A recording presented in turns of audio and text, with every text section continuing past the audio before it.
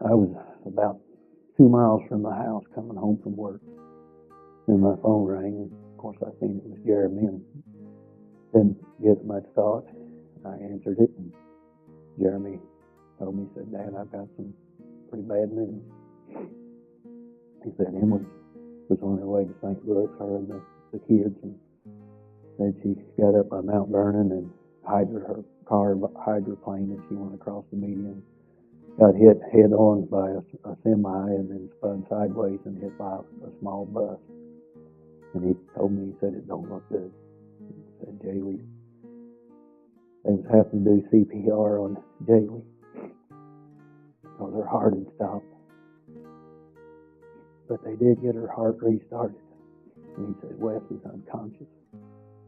So I told him, he said, "I tried to call Mom," and said she didn't answer. So when I got home, got out of the truck, of course, Kim was outside. She was mowing the grass. That's why she didn't hear Jeremy call.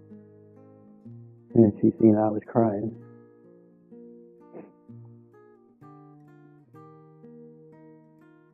She wanted to know what was wrong. And I told her just grab some clothes right quick and let's head to Mount Vernon, because that's where they was at in the hospital. So they was flying Jaylee to St. Louis to the Children's Hospital. And they had to keep Wes there at Mount Vernon because of the pressure on the brain, and they had to do the emergency surgery to remove the skull cap, or he would not have made the flight. So we went on to St. Louis. Jeremy wanted somebody to be there for Jaylee. Then when we got to St. Louis, we walked in, and of course, Jeremy had told him, the grandparents will be there before we are. And so the doctor came out and talked to us, and I knew as soon as I saw the doctor that it wasn't good. And she didn't try to sugarcoat it. She told us, it's not a pretty picture. We don't think she's going to live. But we then waited for Jeremy and Emily to get there with Wes, and we were able to go in and see Wes, and that was very hard. He had the breathing tube in, he had heart monitors, he had all the things hooked to his head monitoring his brain activity, and had a bleeder in to drain the blood off of the brain.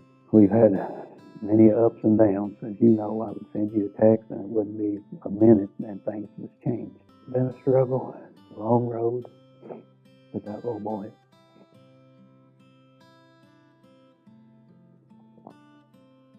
this little baby, God gave him a strong will to live, the ability to fight, to not give up. He's surprised the doctors. He's doing things now that they said he would never do. We prayed, and we know we owe a lot to this church right here.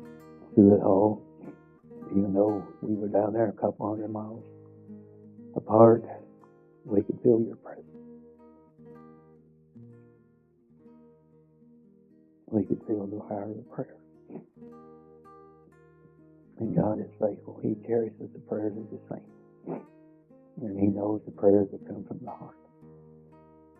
Jaylee was so talented in her gymnastics ability, but she was even more gifted in love. I'll never forget, we were sitting at the dinner table one day, just Kim and myself and Jaylee. She was probably 4 at this time. I was getting ready to say the blessing, and Jaylee said, "Papa?" I said, "Yes, honey, what do you need?" She said, "Do you mind if I say the prayer?"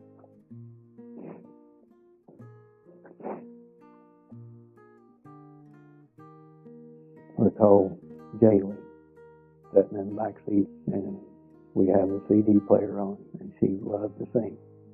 And when the song come on, "Take Me Up to Higher Ground," you can hear her bellow those words.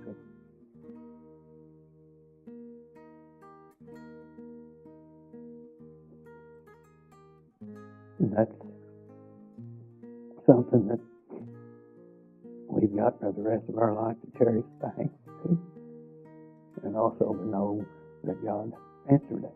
He did take her to higher ground. We miss her dearly, but we know where she is.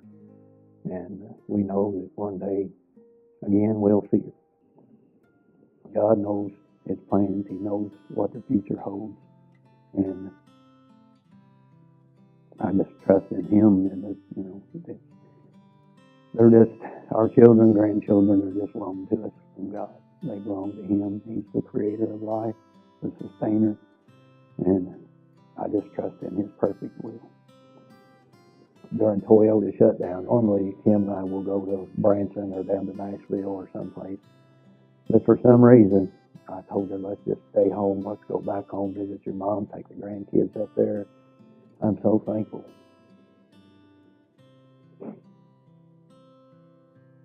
We went to Spring Mill State Park, and they had a wonderful time.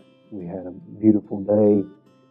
We pulled in, and there's a creek runs through where I parked. And I thought that was going to be the extent of the trip. Once they got in there, they didn't want to get out, but but they did, and we walked through. We went in some caves. No matter where Kim and I could have went, how much money we could have spent, it wouldn't have meant near as much as just taking them back home and spending some quality time with them, taking them out to the park. And looking back, I think God knew. I know He knew what was coming. We lost our son, oldest son, December 31st, 2002, to a drug overdose. And we had quit going to church like we should have. We had stepped away some. But I knew deep down that the only way I was going to make it was to come back to God. But we came back to the church. We got back in the church, and we grew stronger and stronger. I remember one of my friends asked Dad, when we lost our son, said he's going to have to probably go get some kind of pills, medication. Dad said no.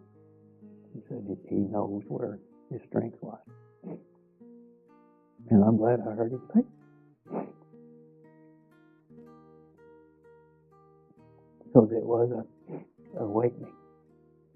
And then when we got the call about this accident and we lost Jaylee, I after being through what we went through with our son, losing our son, I knew God brought us through that and made us stronger, brought us closer together.